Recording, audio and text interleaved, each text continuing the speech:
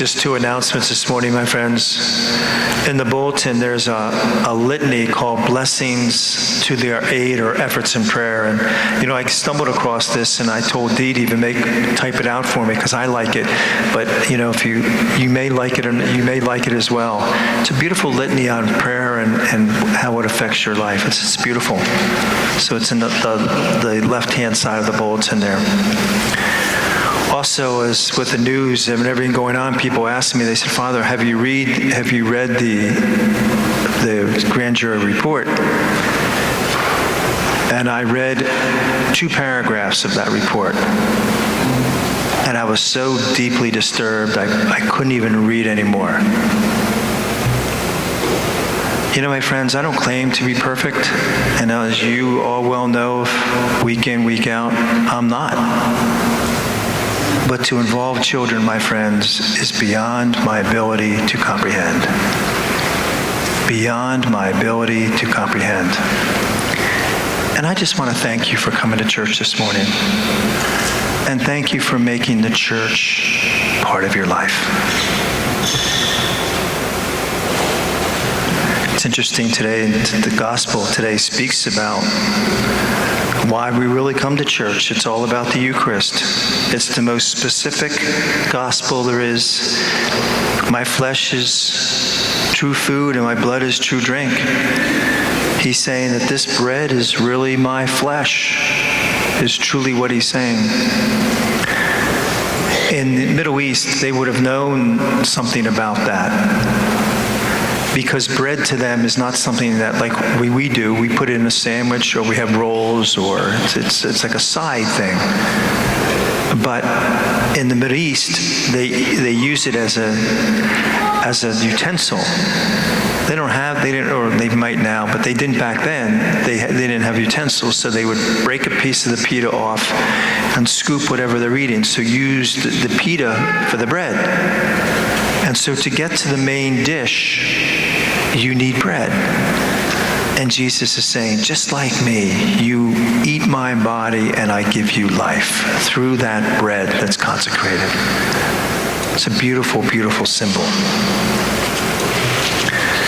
In January, a cold day in January, in a Washington subway, and if you've ever been into the subway system in Washington, it's beautiful. It's very airy, very clean, very bright. There was a violinist who played 6 Bach pieces, and he played for 45 minutes straight during rush hour in the evening hours. He started playing, and the first person who stopped was an elderly man after 3 minutes. He stopped for just a few brief minutes, and then he hurried along where he was going. Then the next 3 people that stopped were children under the age of 5. One of them was a 3-year-old boy that was so interested in that, but his mother kept pulling him to keep going. All in all, in the 45 minutes he played, 6 people stopped. 20 people threw money into his basket. He collected $32 in 45 minutes. No one applauded. Who was this man dressed in khakis and a sweatshirt? Who was he? His name was Joshua Bell, one of the greatest violinists that ever walked this earth. And the violin that he was playing in that subway was worth $3.5 million. 2 days before he played in that subway, he played in Boston in a sold-out theater. The lowest price ticket way in the rafters of that Boston theater was $100. And the article and the study that they were doing that he played in that theater was, if we can't stop to listen to one of the greatest musicians in the world, what else are we missing?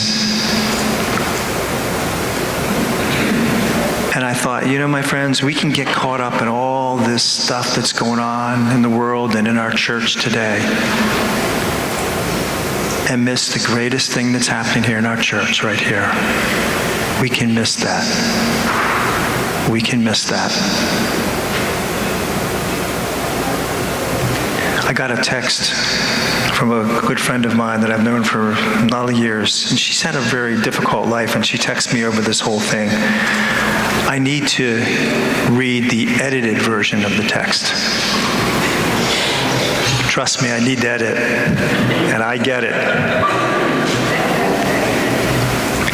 She said, long ago, I decided that the center of my faith is those moments after I receive communion when I am closest to God.